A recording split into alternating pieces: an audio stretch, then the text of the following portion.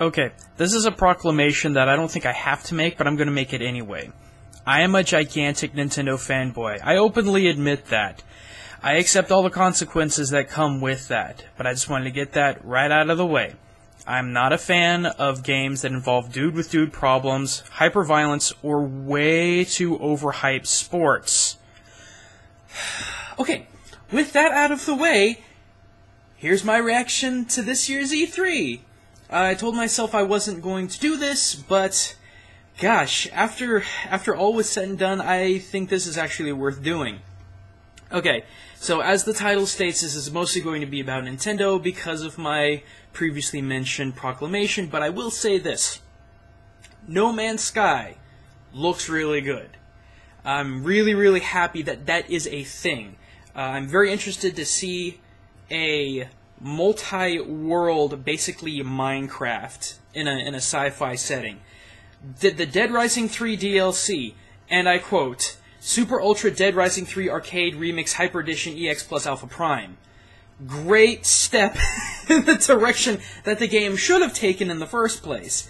I've played the first two Dead Risings, and regardless of the situation, it was really goofy, really fun, and then Dead Rising 3 was really dark and gritty, but we've all talked about that already. I'm just happy that it's big, bright, and colorful. Little Big Planet 3. First of all, the presentation of it was perfect. This is how you present a game. Immediately getting into the gameplay and not wasting our time with pre-rendered cinematics like so much of every other E3 presentation was. So anyway, Sunset Overdrive. I love Black Nerd's reaction to it. It's like these game developers remembered we had this wonderful thing called color, and I completely agree with them. I believe that this is going to be a really, really good game. Unfortunately, it's not going to be a system seller for me because there's nothing else I really want to play on it, but bravo to Insomniac for remembering what it was like to play a video game and not an interactive movie. Cuphead. I've never seen a game presented in a 1930s look. And again, not a system seller, but it looks really good. I'm really excited for it. I hope it does well. I'm probably not going to end up playing it unless it gets ported to PC, but I support it all the way. As do I Entwined. It's a very flowy, flowery journey type game, and it's a very artistic, emotional experience, and I can dig that. There are some games that I rag on for being way too simple and not enough input, but when it comes to these kind, I'm okay. And then last but not least, for the non-Nintendo games, Ori and the Blind Forest. If I can get my hands on this, I totally will. Because this basically looks like what happens if you mixed Rayman with Miyazaki. And the only good things can come from that. Okay, so let's just get right into my favorite part of E3, everything that happened that was Nintendo related. Starting right off, I did not expect a Robot Chicken sketch. Knowing what I know about Nintendo, especially Nintendo's home office, I would have figured this would have been way too big of a risk. But I'm super, super happy that they went through with it. It was very interesting to see a Robot Chicken sketch without either blood or swearing.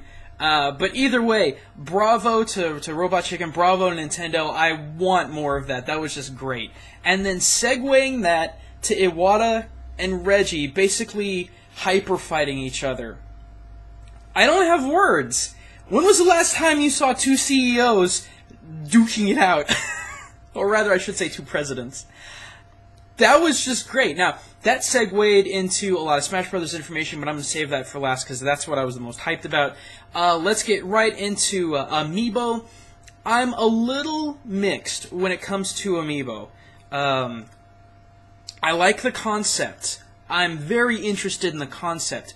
But from what we know right now, I'm questioning if adults are going to really find it interesting. Now, I understand that you can basically have all of these different amiibo characters kind of be like a sparring partner, and they level up while you get better. And for Smash, that's fine. But for people like me who aren't super into Smash, like super competitive Smash, I don't know what the point of them is going to be.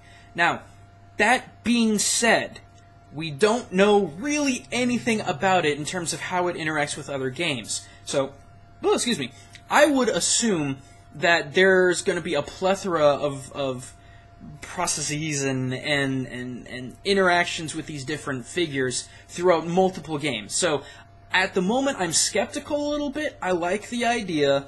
Yes, I'm probably going to buy every single one of these figures. Aki's already said that we have to have a separate shelf space for all these figures, so there you go. That brings us to Yoshi's Woolly World. I'm really excited about this game because I need a new Sleepy Time game. I need a feel-good game that I can be comfortable with and relax and chill and not get stressed out about. There are so many games that I play that they just kind of end up stressing me, like Mario Kart, Monster Hunter. These are kind of high-stress games that you can easily rage over, and I need something that's not that. The other thing, too, is that I wasn't a huge fan of Yoshi's Story because of the visual and because of the musical aspects of the game. The gameplay was alright at best, but the problems that I had with it are kind of going away for Woolly World, and I'm actually really excited about that.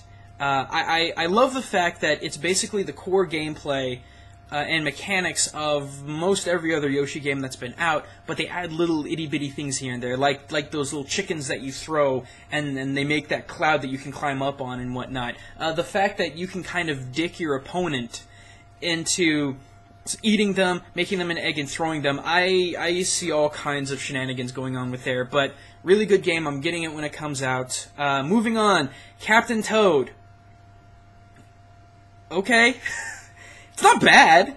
I'm not going to say that it's bad. It's just I kind of already know what to expect with it. The one thing that I will say, though, that I'm very, very happy for is that they are bringing back the Mario 2 mechanics of picking up vegetables and throwing them.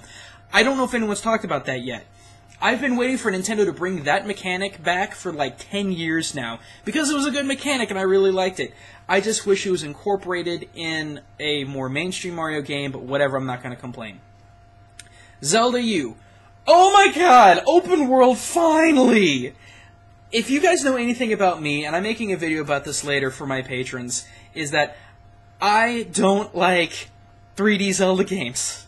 And I'm gonna get so flamed for saying that. But I heavily prefer top-down. I'm not gonna go into a big discussion why, because that's for a completely different video and I don't have time to go into it. But let's just say the concept of an open-world 3D Zelda hopefully is going to take away a lot of the gripes that I have when it comes to 3D Zeldas in general. We don't know anything about it, though. That's what drives me crazy, is that we know so little about it, but we're already jumping to a lot of conclusions. A lot of people have been asking me what I think about the whole male-female Link thing. I believe it's already been debacled that Link is male, whatever. But honest to goodness, I don't care if he would be male or female. And again, future video about Japan and androgyny. But even if we didn't play as Link, I really wouldn't care that much. To me, Link has zero personality. There's nothing about him that makes him a character. It's just his design. So if we ended up playing some other version of Link or some other character completely, but it was still in the Zelda world, I'd be fine with it. Speaking of Zelda Hyrule Warriors, I know a lot of people that are saying, well, it's just hack and slashy, it looks boring. I'm so freaking stoked. And Aki's so freaking stoked, because we both really like the Dynasty Warriors and the Samurai Warriors and the Basada series, which are kind of the same thing. But some of the things, like she and I play Orochi Warriors a whole heck of a lot, and that's for Wii U, and there's some problems with it. Like Pop-In, I've always had a huge problem with the Pop-In. I didn't see any Pop-In with this particular Warriors game, and I'm really, really excited about that. No split screen. One of the few things now that irritates me about Mario Kart is split screen on the gamepad.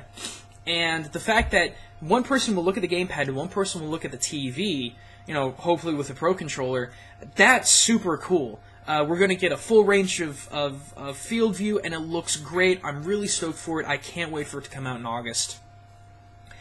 Kirby's Rainbow Curse. It looks good. I'm really excited about the claymation style, because I love claymation style, but I never was really into Canvas Curse, and this just looks like an extension of that game. It didn't quite feel like a good Kirby game to me. Now, if you like Canvas Curse, fine, and if you're going to like Kirby's Rainbow Curse, that's fine. I'm not going to judge for it. It's not a bad game, it's just I'm not really excited about it. I don't know if I'm going to get it because of how the game actually plays. But, I don't know, I might check it out. Xenoblade Chronicles, we finally have a title. We don't have to keep calling it X anymore, like we're a bunch of 90s kids. I'm kind of on the fence about it, because I like the fact that it's real-time gameplay. Kind of that MMO feel. I'm okay with that. But for the story, I'm kinda, And maybe that has something to do with the fact that I have not played any of the Xenogears games, except for Xenogears. But I don't know. I like the combat, I like the gameplay, I like the mechs and the vehicles and whatnot. I don't know. I'll have to look at it really, really closely to figure out if it's something that I want to do or not. Moving on to Mario Maker. There's one thing that no one's really mentioned about this particular game that I think is a really big deal. As you guys know, Japan is a home to a lot of ROM hacking, particularly when it comes to the really, really brutal ROM hacks of Super Mario World and Automated Mario, or Automation Mario, I can't remember which one it is. They're gonna have a field day with this. And I think a lot of people who love ROM hacking over here in the West as well are gonna have a great, great time with this.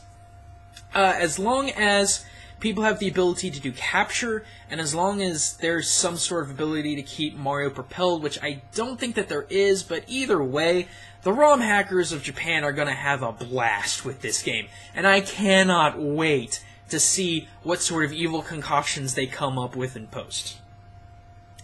Splatoon. Another game that I was really kind of skeptical about at first, but after seeing how the game plays, I'm really excited for it. If we can make it work, this is definitely something I want to play on Gaijin Gamers Play.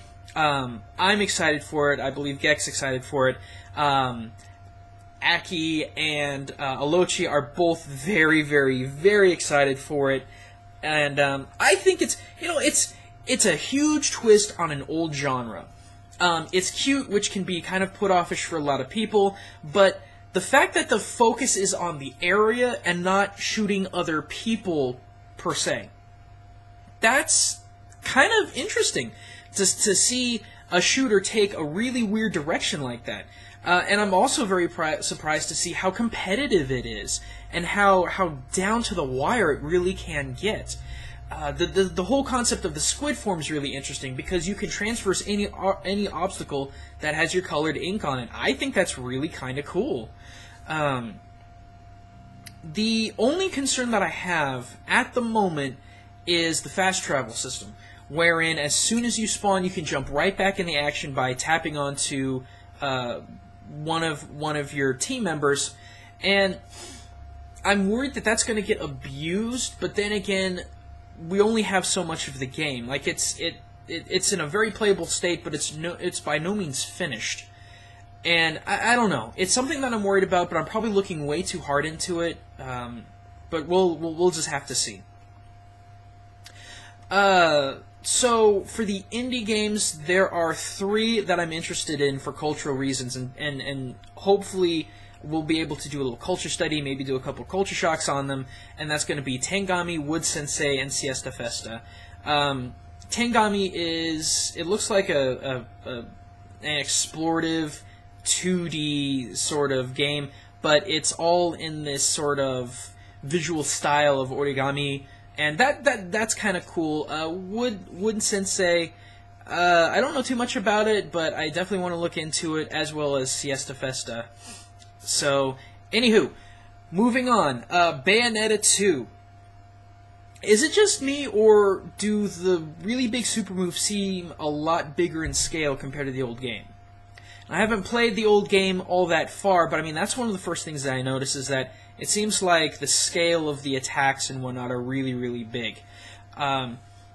It looks, and I would assume that it plays a whole lot like the first Bayonetta, which isn't a bad thing. It was really good. But I'm super stoked for the costumes.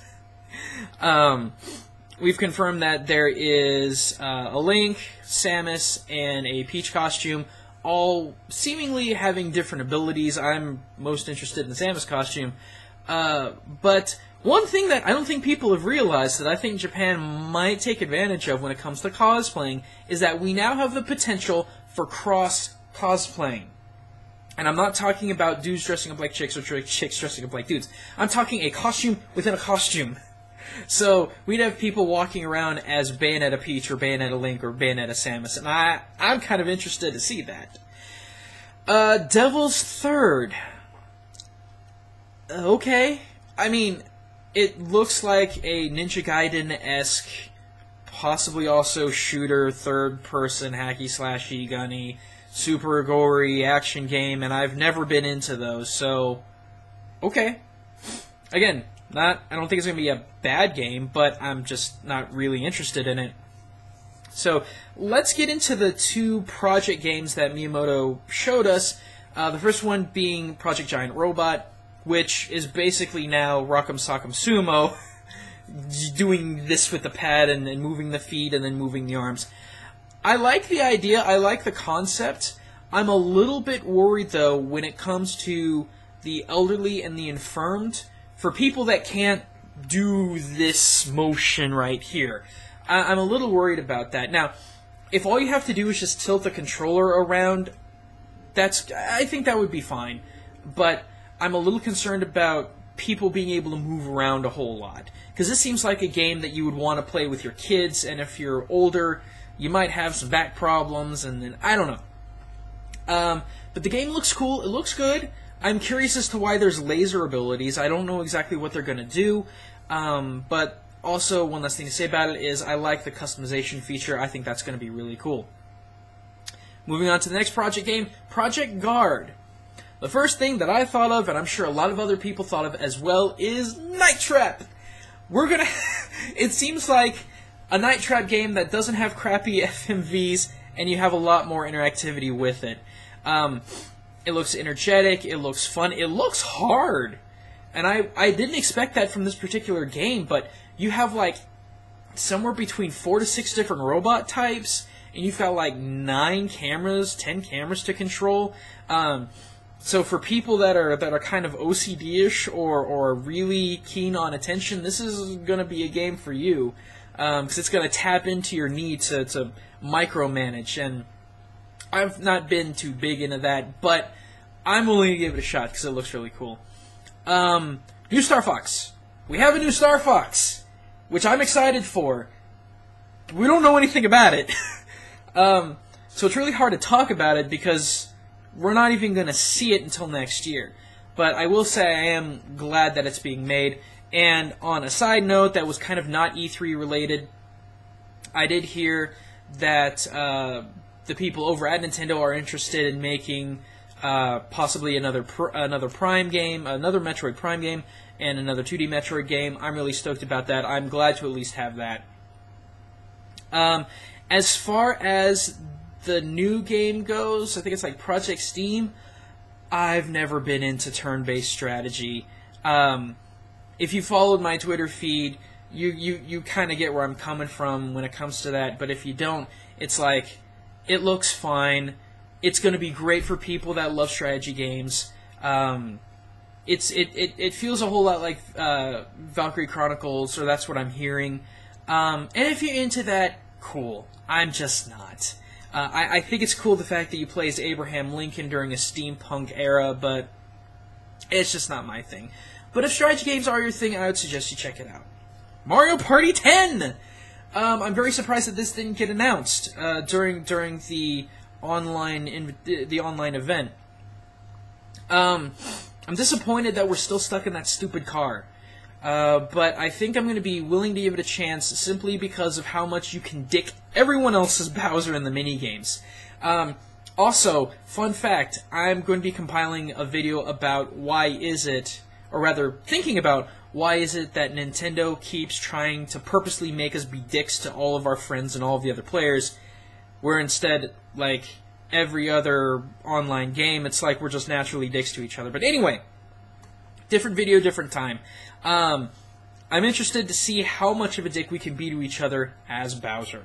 Now then, all of the information about Smash Brothers. After everything, and especially, God, when it comes to the Invitational, this is the only thing that I've got to say.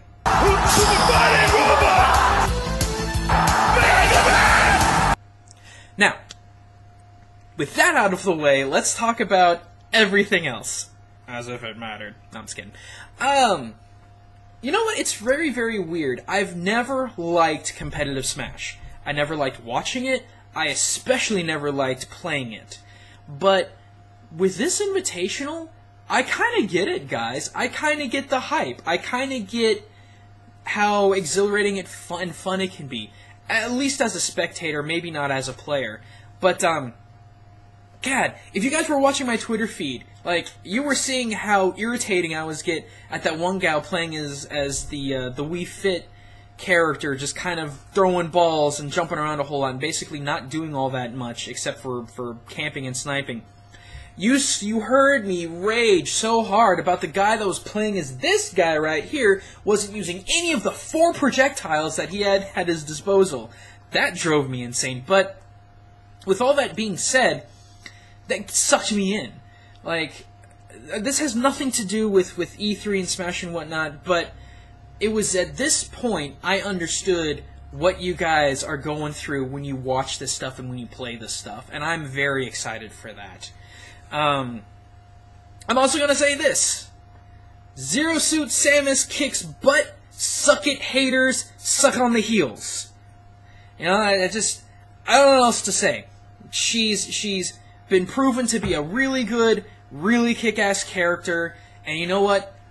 I don't even care. I don't even care about the haters anymore. I am making one more video talking about how you can, in fact, enjoy other M, but, you know, after that, screw it. I don't even care. Especially when it comes to her final Smash, which is freaking awesome, by the way. Screw it. Zero Suit Samus, heels or not, big boobs or not, freaking awesome. Totally has my respect. So, let's move on to the Miis, which is, I didn't expect that. Going all the way back to the beginning of this video where it was Reggie Cross Iwata Hyper Fighting Edition. I'm really, really excited about this because so many people have been complaining that I want myself, I want this person, I want this celebrity in Smash, and now we have the opportunity. I personally, I want to do 2 things. I want to make my Goomba Mii with the arm cannon, and I would love to attempt to make Beck as the Gunner Mii. I don't know. I love arm cannons. I can't help it. So that's really, really exciting. Palutena. I can honestly say I did not see this coming. And maybe that's because I don't pay attention to rumors and whatnot, but it was very, very interesting seeing her. But what's even more kind of worrisome is I think she might be a top-tier character. She's got crazy recovery ability. She has a Luigi-esque side dash roll ability. I don't even know what to call it, but like that straight dive ability. And then I think her up B move gives her more hang time than Peach. So, I don't know, that's kind of scary. As well, she's got massive stage control. I believe she had one move that was like a Pikachu-esque Thunder, where it's completely vertical control. I think she might end up either top tier or a lot of people's mains. It's kind of creepy. Okay, so real talk going on here. Pac-Man. I believe a lot of people are hyped for it, but to everyone complaining about there not being Ness, there not being Captain Falcon, you know, just kind of going on what Black Nerd was talking about, all I can say is this. And this is why Pac-Man is in Smash Brothers, ladies and gentlemen. Know your history. Now, it's really interesting that there's other arcade classics within Pac-Man's moveset, including Galaga, which I love as a retro gamer, but this is the thing about Smash, is that to me, and I think to a lot of people, even the developers, Smash is a giant celebration of characters, old and new, when it comes to video games and the like. So, to all of the people complaining that it's stupid to put in Pac-Man, know your history. Pac-Man had a slew of games long before Mario and Donkey Kong came around, and even in Pac-Man's trailer, Nintendo reminds you of that. So I don't know. The whole concept of competitive Smash still kind of gets to me. You know, to me, Smash Brothers is not Fox on Final Destination like it is to so many other people. And if you disagree with me on that, I really could care less. But to me, Smash is a celebration of wacky fun with characters that made video games what they are, and they deserve to be celebrated. Pac-Man deserves to be on that roster just as much, if not more, than Ness, Captain Falcon, or whoever you freaking want on that roster. So, that's all I can say about that. Whew, that's a lot of information. I actually did an article talking more in depth and more detail about the technicalities of these different games, whereas this video was just more of me talking about my personal anticipations and expectations and whatnot. But if you want to check that out, I did the article for my good friends at Warp Zone Network. You can check out that article in the description. So, if you like this video, check out that article. It's a lot more professional, as it were. So, that's all I've got to say about E3. It was probably the best E3 that I've had in a long time, mostly because of Nintendo. I'm a Nintendo fanboy. I admit that. I don't care. So, I gotta get back to making other videos, Culture Shock, Game Exchange, and whatnot, so I hope to catch you guys then. But until that time, this is Gaijin Goomba, signing out.